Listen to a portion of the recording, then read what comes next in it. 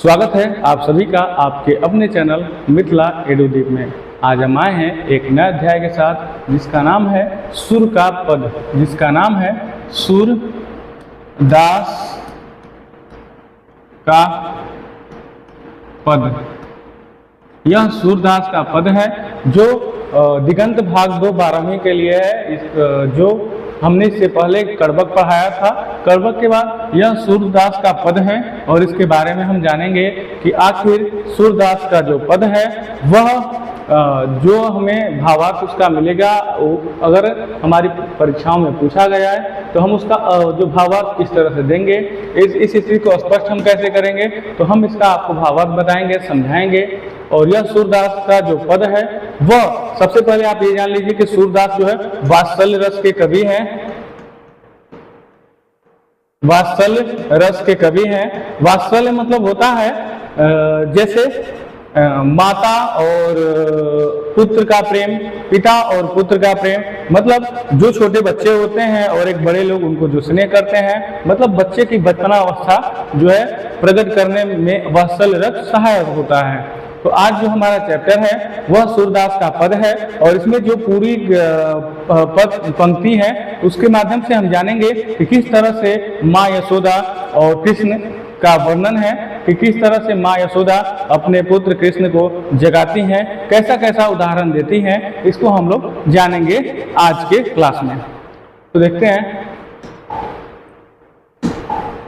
जागिए ब्रजराज कुंवर कवल कुसुम फूले, कुमुद बिंद संकुचित भय भृंग लता भूले। तमचूर खगरोर सुनहु बोलत बन राई, राभति गोखर कनी में बछरा हित धराए। विधुमलिन रवि प्रकाश गावंत नर नारे, सुर श्याम प्रातः उठो अम्बुज कर धारे। अब देखते हैं हम इसका भावार्थ। यह जो गा के अगर थोड़ा सा लयबद्ध कर देते हैं तो चीजें हमारे लिए आसान हो जाती हैं। तो हम देखते हैं, जागिए ब्रजराज कुंवर, माँ यशोदा कह रही है भगवान कृष्ण के कि हे राजकुंवर, सुबह हो गया है, प्रातः का वेला हो गया है, आप जागिए। जागिए ब्रजराज कुंवर, हे कृष्ण, हे लल्ला, सुबह हो गई है, अब जाग जाओ। कमल किशोर कमल कुसुम फूले, मतलब जो कमल है वह खिल रहे हैं, अन्य जो फूल हैं सारे फूल खिल रहे हैं, प्रातः की बेला में सारे फूल खिल रहे हैं, आप जग जाइए, सुबह हो गया है। वैसे ही कुमुद वृंद संकुचित भयो, कुमुद मतलब जैसे रात रानी का जो फूल वगैरह होता है सुबह होने पर मुरझा जाता है, बंद हो जाता है, सिकुड़ जाता है, संकुचित हो जाता है। जैसे जो रात में फूल खिलता है सुबह होते ही वह सुबह होने का प्रतीक देता है कि सुबह होने पर वह फूल संकुचित हो जाता है, मुरझा जाता है, बटूर जाता है एक ही में। तो कुमुद वृंद संकुचित भय, कुमुद का जो फूल है, जो रात रानी का फूल है, वह पूरी तरह से मुरझा गया है, सिकुड़ गया है। वृंग लता भूले, मतलब जो भौरे हैं, जो लताएं हैं, वह जो भौरे हैं वह लताओं पर मर्रा रहे हैं, फूलों पर मर्रा रहे हैं। यह हमें संदेश देता है कि सुबह हो गया है। हे ब्रज किशोर, हे ब्रज कुंवर, आप जागिए। अब देख, तमचूर खगरोर सुनहु, तमचूर का मतलब होता है मुर्गा।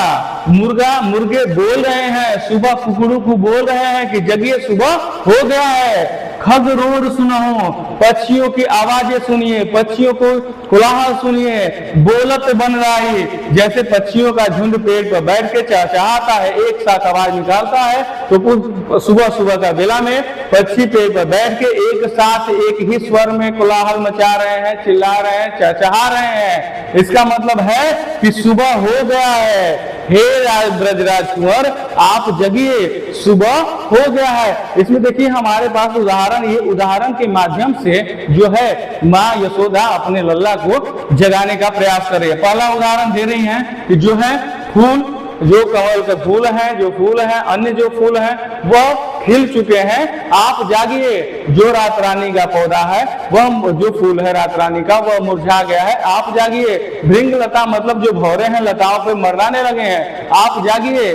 क्रमचूर मुर्गे बोल रहे हैं, पक्षियां जो है चहचहा रहे हैं, और एकजुट होकर पक्षियों की जो चहचहाहट है, कोलाहल है, वह मचा रहे हैं, आप जगिए। आगे देखिए, रावती गो खरकनी में, मतलब गो मतलब गाय, रावती मतलब सुबह की वेला में मांगती है। जो गाय है वह सुबह सुबह अपने बछड़े को हित धराई, मतलब अपने बछड़े से मिलना चाहती है।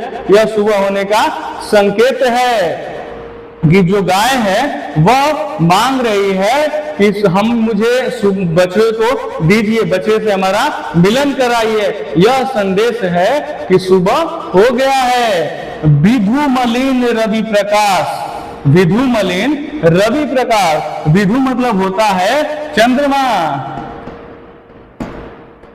विधु मतलब होता है चंद्रमा, मलिन मतलब होता है ढक जाना, कम हो जाना। जो चंद्रमा है, चंद्रमा का जो रोशनी है, चमक, जो चांदनी है, वह धीरे धीरे मलिन हो गया है, कम हो गया है। और रवि प्रकाश, सूर्य का प्रकाश धीरे धीरे फैल रहा है। रवि मतलब सूर्य, रवि मतलब सूर्य, और विधु मतलब चंद्रमा।